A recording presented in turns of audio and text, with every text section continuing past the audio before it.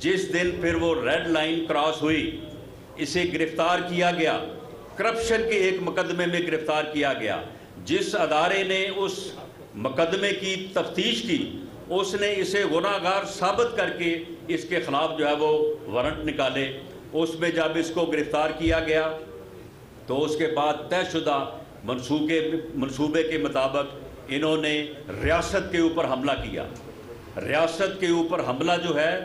اگر ریاست کی جو دفاعی فورس ہے، کسی بھی ریاست کا سب سے پرائم دفاعی ادارہ جو ہے وہ اس ملک کی فوج ہے۔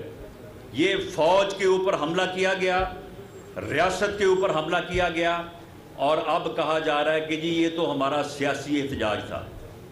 یہ سیاسی احتجاج نہیں تھا، یہ سرکشی تھی، یہ بغاوت تھی، یہ باقاعدہ منصوبہ بندی سے کی گئی، اور کسی بغاوت کو اور سرکشی کو سیاسی احتجاج کا نام لے کے معاف نہیں کیا جا سکتا۔ انہوں نے آرمی کی دفاعی تنصیبات کے اوپر حملہ کیا، وہاں پہ توڑ پھوڑ کی، آرمی ہاؤس جناح ہاؤس جو ہے وہاں پہ اس کا گیٹ توڑ کے اندر داخل ہوئے، سب سے پہلے وہاں پہ لوٹ مار کی، ہر چیز کو وہاں سے لوٹا، اور اس کے بعد جو ہے وہاں سے جو ہے آگ لگائی، اور اس علاقے میں اس رہائش گاہ کے اس حصے میں جو ان کا کیمپ آفس تھا وہاں پہ حساس تنصیبات تھی، وہاں پہ حساس انفارمیشن تھی، ان کو یا تو جلا دیا گیا یا وہاں سے کمپیوٹر اور لیپ ٹاپ جو ہے وہ اٹھا لیے گئے۔ تو کیا یہ چیزیں جو ہیں یہ آرمی ایکٹ کے تحت نہیں آتی؟ یہ ان کی ریکوری جو ہے اگر آرمی ایکٹ 1952 کے تحت نہیں ہوں گی تو کیا پھر ٹریفک چلان کے تحت ہوں گی؟ کیا وہ پھر جو ہے وہ کسی جو ہے وہ یونین کونسل کی جو ہے وہ پنچایت ہے وہ جا کے ان کی انکوائری کرے گی، وہ جا کے جو ہے وہ ان کی برآمدگی کرے گی؟ اگر فوج اس سلسلے میں اپنے قانون کو، آرمی ایکٹ کو بروئے کار نہیں لائے گی تو پھر کس طرح سے جو ہے کل کو معلوم ہو کہ جی وہی تنصیبات اور وہی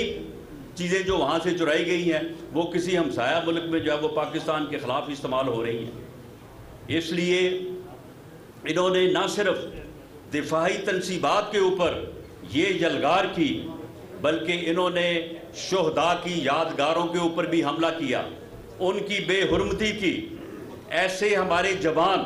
جنہوں نے اپنا آج ہمارے کل کے لیے جو ہے وہ قربان کیا، جنہوں نے اپنے بچے اس لیے یتیم کیے کہ ہمارے بچے جو ہے وہ یتیم نہ ہوں،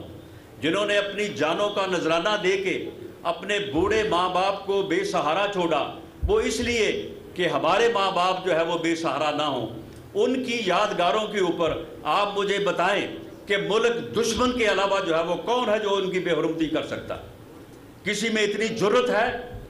یا کسی میں اتنی بے شرمی ہے، کسی میں اتنی بے غیرتی ہے کہ وہ جو ہے وہ جا کے ان یادگاروں کے اوپر جو ہے وہ وہاں پہ جا کے ڈنڈے برسائے، جوتے برسائے، وہاں پہ جا کے آگ لگائے، ان کے مجسموں کو جو ہے وہ توڑے اور ان کے اوپر جو ہے وہ ڈنڈے برسائے؟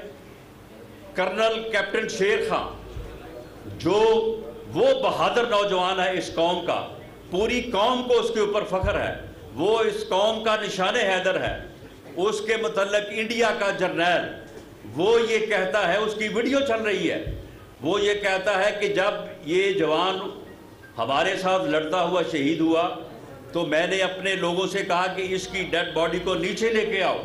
انہوں نے کہا جی اس کو نیچے لانے کی کیا ضرورت ہے؟ اس نے کہا کہ یہ جوان جتنی بہادری کے ساتھ لڑا ہے، یہ جوان جتنی بہادری کے ساتھ لڑا ہے میں اسے سلوٹ کرنا چاہتا ہوں۔ یہ ہے وہ ہمارے نوجوان جنہوں نے اس ملک کی خاطر،